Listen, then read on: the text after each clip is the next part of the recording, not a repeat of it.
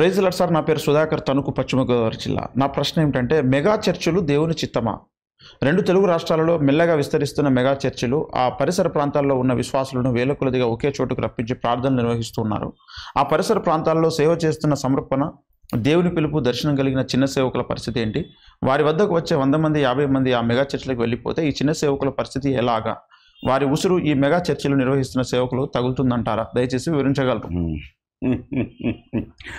ఇప్పుడు ఈ ఉసురు తగలటాలు ఉన్న 100 మంది ఆ మెగా చర్చికి వెళ్తే ఈ పాస్టర్ గారు ఎట్లా బ్రతకాలి అనేది అంతా కూడా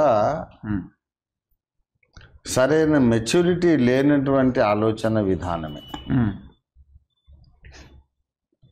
అసలు ఒక మెగా చర్చ్ అని ఎవడో పెట్టినంత మాత్రాన ఈ 100 మంది ఉన్న సంఘములో నుండి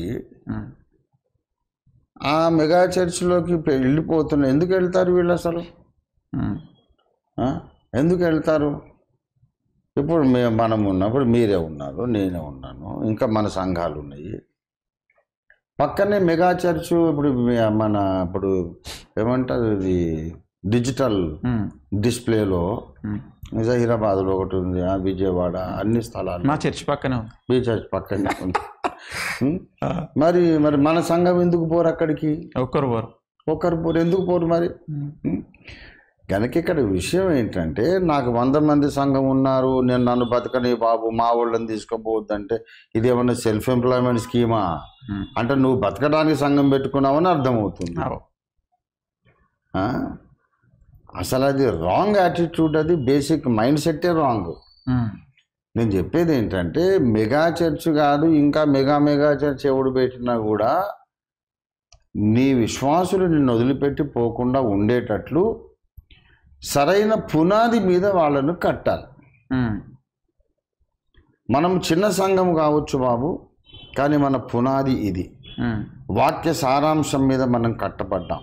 అపొస్తలుడైన పౌలే ఇవాళ బ్రతికి ఉంటే ఏ బోధ చేస్తాడో ఆ బోధ మీద మనం కట్టబడ్డాం. అపొస్తలిక పునాది మీద ఉంటేనే మనం రాకడలో ఎత్తబడింది. అపొస్తలిక పునాదిని వదిలేస్తే నువ్వు ఎంత పెద్ద చర్చికి వెళ్ళినా రాకడలో విడవబడతావు. సత్యమందు ప్రతిష్ఠించబడాలి అనే చక్కని పునాదులు వేసి సంఘాన్ని ప్రతి కాపరి కట్టుకోవాలి. అప్పుడు ప్రక్కనున్న ఒక సంఘం వచ్చి నీకు ₹1,00,000 ఇస్తానన్నా సరే వీడు బోడు. కాబట్టి ముందు పునాదులు సరిగా వేసుకోలేదు వీళ్ళు.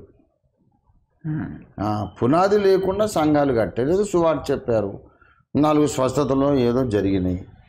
కొంతమంది ఆకర్షించబడి వస్తే ఇంకా గుంపు సమకూర్చేసి ఒక బోర్డు పెట్టే సంఘం పెట్టేశారు. అయితే బండ మీద కాకుండా ఇసుక మీద ఇల్లు కట్టినట్టుగా వీళ్ళు సంఘాలు కడుతున్నారు. ఇసుక మీద ఏ సంఘాలు కట్టబడ్డాయో ఆ సంఘాల్లో నుంచి వాళ్ళు ఇప్పటి కాకపోతే రేపు, ఈరోజు కాకపోతే రేపు, ఇప్పుడు కాకపోతే ఇంకా కొన్నాళ్ళకైనా ఏదో ఒక చర్చిలోకి వెళ్ళిపోతారు. అది మెగా చర్చే కాకపోవచ్చు, ఇంకోటి కావచ్చు. ఏది కాకపోతే అబద్ధ క్రీస్తు చర్చ్ వచ్చినప్పుడు దాంట్లో వెళ్ళిపోతారు. అయితే ఇప్పుడు ఈ మెగా చర్చెస్లోకి కానీ అబద్ధ క్రీస్తు యొక్క చర్చెస్లోనికి కానీ వెళ్లకుండా పటిష్టంగా ఉండాలంటే ఇసుక మీద కాకుండా బండ మీద సంఘాలు కట్టాలి. అది అపోస్తలిక బోధ పునాది. మన సంఘాల్లోనికి వచ్చిన కొత్త విశ్వాసులకి గట్టి పునాది వేస్తాం మనం. కనుక పునాదులు పాడైపోగా నీతిమంతులు ఏం చేయగలరు? ఏం చేయలేరు అన్నమాట. ఇప్పుడు జరిగే ఈ సంఘాల్లోంచి వలస వెళ్ళిపోవటాలు ఇవన్నీ ఉన్నాయి కదా, ఆ వచనాన్ని మనకు ప్రాక్టికల్గా కళ్ళ ముందు చూపిస్తున్నాయి. కళ్ళ ముందే పునాదులు లేని సంఘాలు, ఇసుక మీద కట్టాడు, మరి వెళ్ళిపోకపోతే ఏం చేస్తారు? ఇప్పుడు ఈ సంఘం, రేపు ఇంకో సంఘం. Okay sir, okay, thank you sir.